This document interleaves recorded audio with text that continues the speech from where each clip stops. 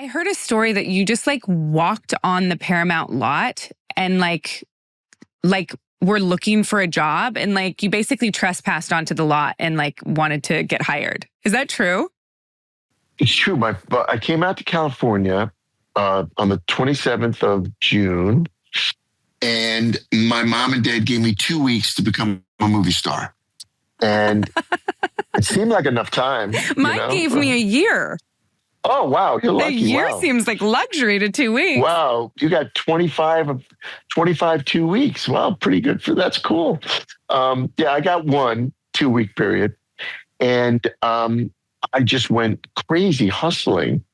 And I actually got a commercial, a Kentucky Fried Chicken commercial. But during that time, my godfather was a great actor named Michael Bell, who's one of my parents' best friends, let me stay with him. And he said, you know what, take my Pacer. He had this junky little car, which was great actually for me. And I drove around, he said, drive around to the studios and take a look and see what you can do. So I went to Paramount and all the studios, Universal, Columbia, which is on the Warner Brothers lot, the Warner Brothers and MGM and every place. And I noticed at Paramount, and Paramount was like the mother to me of all studios. And I noticed that people were walking in and they were clocking in, they were waving to the guard, and they walked on. So I watched this for 2-3 days in my 2-week period. And I went to a store called Zodi's, which was a five and dime kind of place, like a Woolworth or, Walmart type place. And no, actually it wasn't as nice as Walmart. And I got these little blank file cards. So I put on my bar mitzvah jacket, and my dad gave me a briefcase to bring out to California. And I walked up to the time clock, and I looked over to the guard. He's looking at me. I take out my piece of paper and I punch it and I put it in, and I look at the guard and I wave, and I walked on the lot, and I was on the Paramount lot, and it was like Disneyland times a million. And I started walking around, and I snuck onto the Happy Days set and sat right next to Henry Winkler. Did you literally meet Henry Winkler, like just on the set you walked up? No, I didn't. I just sat near him. I didn't say anything. Oh, okay. Have you met him since? Yeah. Oh, yeah. Oh, okay. Yeah. He's a happy person. He is a happy person and a polite person. Yes. And a nice person, a really nice person. Yes. Sorry, I interrupted you. So, okay, you go to a Happy Days set. And then I went to a little house on the prairie, and then I started walking around. And like the third day I was there, I found this old building, which was empty, called the Lucille Ball Makeup Building. And it's a parking lot now. But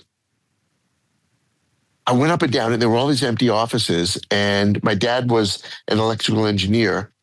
And I stayed there till like 2 a.m. every morning.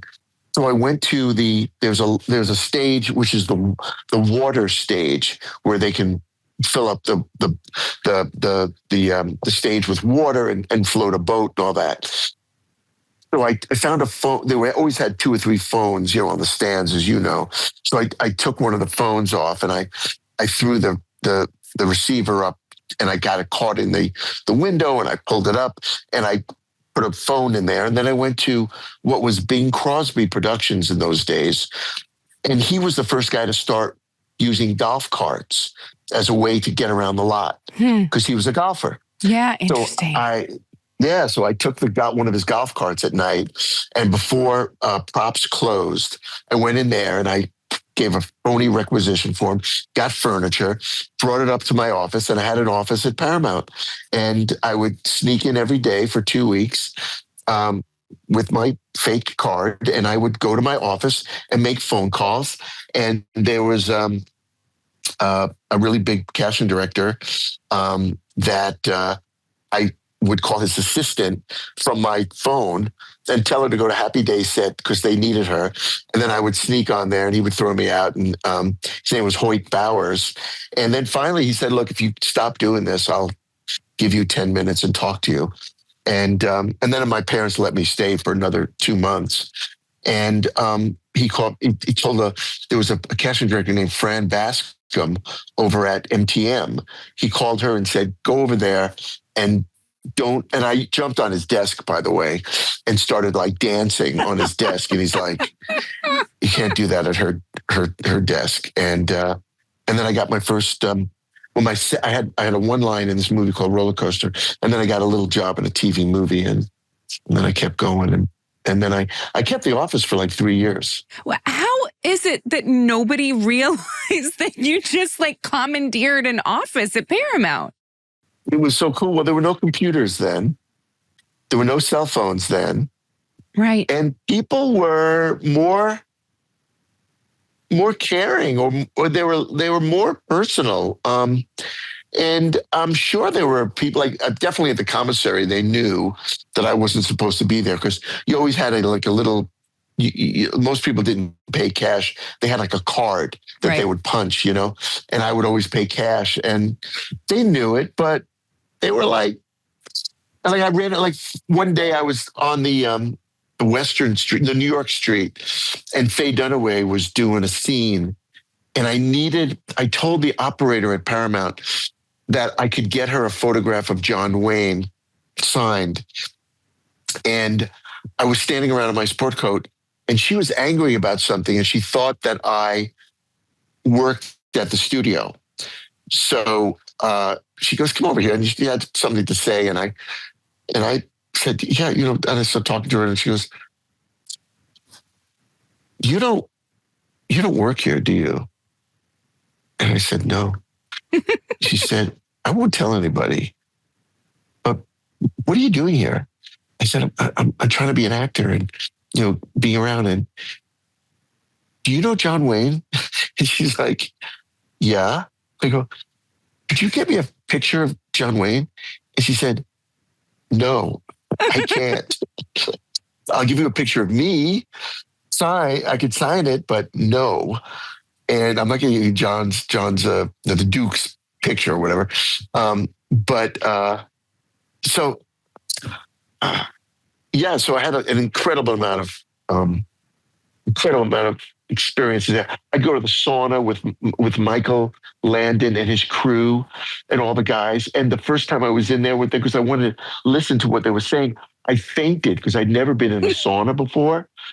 And I woke up, and there was this football player who was in Little House on the Prairie. Forgot his name. Like bringing me back to life. And so I had, just had so many crazy experiences. I was there all night. There were no locks on the doors. I went through all the casting offices, all the executives' offices, looking through files and everything. Nothing was on a computer. It was all paper. Oh my God. And they were never locked, and people were cleaning. And I walk in with a sport coat going, "Oh, I forgot a few things in my office." And the lady go, "Okay."